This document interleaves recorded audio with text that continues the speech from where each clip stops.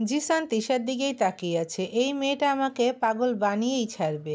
আজ ওকে পরীর মতো লাগছে। এভাবে চলতে থাকলে নিজেকে ওর কাছ থেকে দূরে রাখতে কষ্ট হয়ে পড়বে। আচ্ছা, তিশা কি কখনো বুঝতে পেরেছে আমি ওকে কত ভালোবাসি? 1 নম্বরের গর্দভ। আমি খুব ভালো করেই জানি ও হয়তো এখনো বোঝেনি। কিভাবে ওকে বুঝাবো?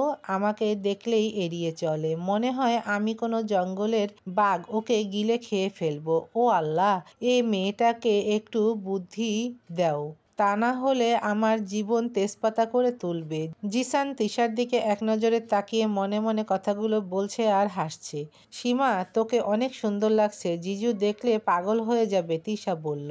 তাই? তুমিও কোনো দিক থেকে কম লাগছো না। দেখো না বউ, আমি আর সবাই তোমার দিকে তাকিয়ে আছে। কতজনকে আজ ঘায়েল করে দিচ্ছ কে জানে, সীমা বলল। তাই নি, জেলাস ফিল করছো গো? তিশা মুখটা একটু ভেঙ্গিয়ে সীমাকে বলল।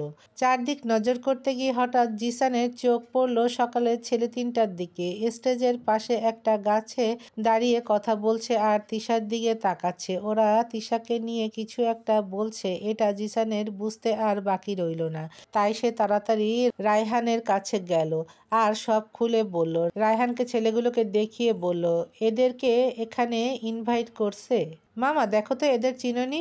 মামা তাকিয়ে দেখলো এরা এই এলাকার মেম্বারের ছেলে আর তার বন্ধু। রায়হান মামাকে সব খুলে বলল সকালে কি কি হলো, আর এখন ওরা তিশাকে ইশারা করে কি যেন বলছে। রায়হান মামার সাথে বলল, হে আল্লাহ, কি বলস? আমাকে আগে বলস নাই কেন? এরা একবার যার দিকে নজর দেয় তার জীবন নষ্ট করে দেয়। এই এলাকার অনেক মেয়ের জীবন নষ্ট করেছে। মেম্বারের ছেলে বলে কেউ কিছু বলতে পারে না। দেখ তোরা তিশার দিকে একটু নজর রাখিস, ওকে একা কোথাও যেতে মানা করিস, ঠিক আছে?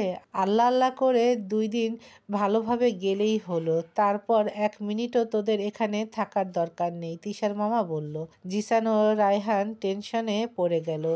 তারা সিদ্ধান্ত নিল জিসান যেহেতু মেহমানদের বেশিরভাগকেই জানে না, তাই জিসান শুধু তিশার দিকে নজর রাখবে আর রায়হান মেহমানদের আপ্যায়ন করবে। জিসান, তিশাকে কিছু বলিস না, ওর মনটা খারাপ হয়ে যাবে, টেনশনও করবে, রায়হান বলল। ঠিক বলেছিস, ওকে বুঝতে দেয়া যাবে না আর আনন্দটাই মাটি হয়ে যাবে। রায়হান চলে গেল, কারণ মামার একার পক্ষে এত কিছু করা সম্ভব না। আর জিসান দূর থেকে তিশাকে পাহারা দিচ্ছে। একজন একজন করে সীমাকে সবাই গায়ে হলুদ দিল। রায়হান ব্যস্ত বলে জিসানকে ভাই হয়ে হলুদ দিতে বলল সবাই। জিসান সীমার কপালে একটু হলুদ দিয়ে একটু মিষ্টি খাইয়ে দিল। হঠাৎ তিশা বলে উঠল, এত মিষ্টি খাইস না, বিয়ের আগেই মুটকি হয়ে যাবি। তিশার কথা শুনে জিসানের খুব হাসি পেল। একটু হলুদ নিয়ে তিশার নাকে লাগিয়ে দিল। সীমার কথা না ভেবে তুই নিজেকে দেখ, দিন দিন কোলবালিশ হয়ে পড়ছিস। তোর জামাইয়ের কোলবালিশ কেনা আর লাগবে না, তোকে পেলেই হবে। জিসানের কথা শুনে তিশার মাথা নষ্ট হয়ে গেল। কি? আমি কোলবালিশ? কোন দিক দিয়ে? আপনার চোখ নষ্ট হয়ে গিয়েছে, ঢাকায় গিয়ে চোখের ডাক্তার দেখাবেন। আর আপনি আমাকে হলুদ দিয়েছেন কেন? বিয়ে কি আমার? না, তোর না। তবে শুনেছি বইয়ের হলুদ কুমারী মেয়েদের দিলে তার বিয়ে নাকি তাড়াতাড়ি হয়, তাই আর কি তোকে দিয়ে দিলাম, যাতে করে তোকেও আমরা তাড়াতাড়ি বিদায় করতে পারি। তিশা তো রেগে গিয়ে চলে যেতে চাইলে সীমা বাধা দেয়। আরে কই যাস? জিসান ভাইয়া তোর সাথে দুষ্টুমি করছে, দেখোস না? মিটমিটিয়ে হাসছে তিশা। খেয়াল করলো সত্যি জিসান হাসছে তার দিকে তাকিয়ে। তিশা মনে মনে যত গালি ছিল সব জিসানকে দিল। অনুষ্ঠানের গান বাজানো শুরু হয়ে গেল। সবাই অনেক আনন্দ করছে। ছেলে পক্ষ আর মেয়ে পক্ষের মধ্যে অনেক খেলা চলছে, গিফট আদান প্রদান। কেউ ভাঙা গলায় গান করছে, আবার কেউ নাচছে। যে যেটা পারছে করছে। হঠাৎ তিশার দিকে খেয়াল করলো একটা ছোট মেয়ে তিশাকে শরবত এনে দিল। তিশা মেয়েটার সাথে কথা বলছে আর শরবতটা খাচ্ছে। জিসান ভাবলো হয়তো তিশার পিপাসা পেয়েছে, তাই মেয়েটাকে দিয়ে আনিয়েছে। আরে এটা কার জন্য? ছোট মেয়েটি বলল, এটা তোমার জন্য। আমার জন্য? কে দিয়েছে? ভাইয়া দিয়েছে, মেয়েটি বলে দৌড় দিল। তিশা ভাবলো হয়তো রায়হান ভাই তিশার জন্য শরবতটা পাঠাইছে, তাই অন্য কিছু চিন্তা না করে খেয়ে ফেললো। আরে এটার টেস্টটা এমন কেন? কেমন জানি, হয়তো গ্রামের পানি দিয়ে বানিয়েছে বলে এমন হইছে। তিশা আবার গায়ে হলুদের অনুষ্ঠানের দিকে মন দিল। হঠাৎ মনে হলো তিশা তিশার মাথাটা একটু ঘুরছে। তিশা ভাবলো হয়তো ক্লান্ত লাগছে বলে এমন হচ্ছে, তাই সীমাকে বলে বাড়ির ভেতরে যাবার জন্য হাঁটতে লাগলো। মাথাটা খুব বেশি ঘোরাচ্ছে, হাঁটতেও কষ্ট হচ্ছে।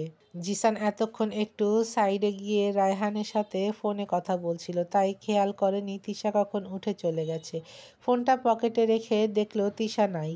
আরে তিশা কই গেল? জিসান সীমাকে জিজ্ঞেস করলো। সীমা, তিশা কই? তোমার সাথে না ছিল?